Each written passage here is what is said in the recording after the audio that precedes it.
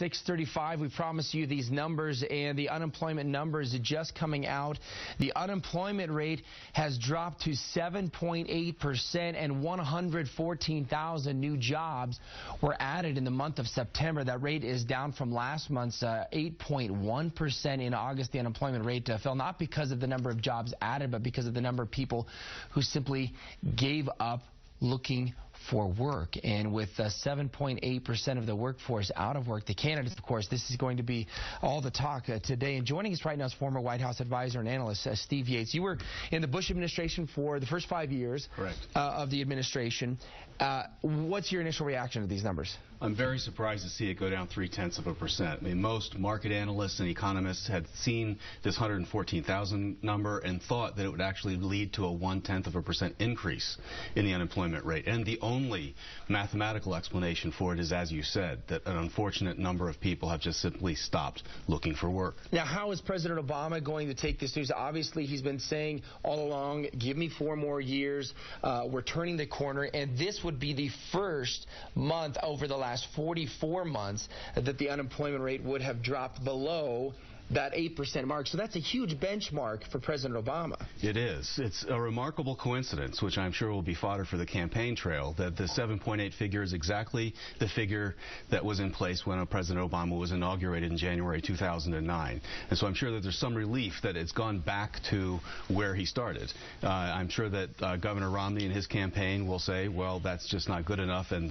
the fact that people are leaving the job force entirely is not solace for the health of our economy. So how does Mitt Romney now, and especially looking forward to next week's debate with the vice presidential candidates, how do they take that information and say, okay, this is what we were planning on, and on the other side you've got Mitt Romney saying, again, this is another sign that things aren't getting better, but indeed it did get better.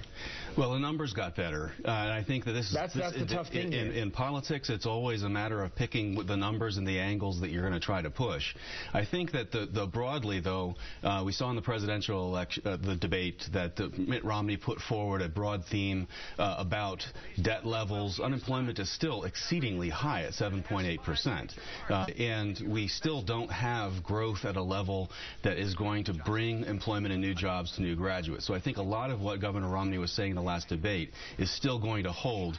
Unfortunate for him, the string of 43 months of consecutive unemployment over 8% has broken. And so we may see one camp focusing on the unemployment rate and the other one focusing simply on the number of jobs created as the real sign and health of the economy. Right. And we have this looming fiscal cliff that they talk about in Washington, where we have unexpected taxes and a debt crisis coming, and people say that's one of the reasons why employers are not employing as aggressively, and that the job market is actually quite tough. Is that looming fiscal crisis, I mean, how are you absorbing that information? I mean, how real is that in terms of what we need to anticipate?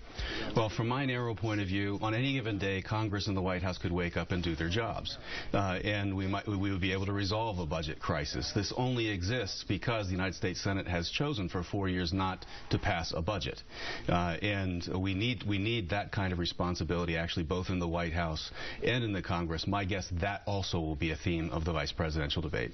Okay. Well, Steve Yates, we appreciate you stopping by again, and we appreciate your insight. My pleasure. Thank you. And once again, the unemployment rate drops to 7.8% in the month of September. 114,000 jobs added for the month. Tanya?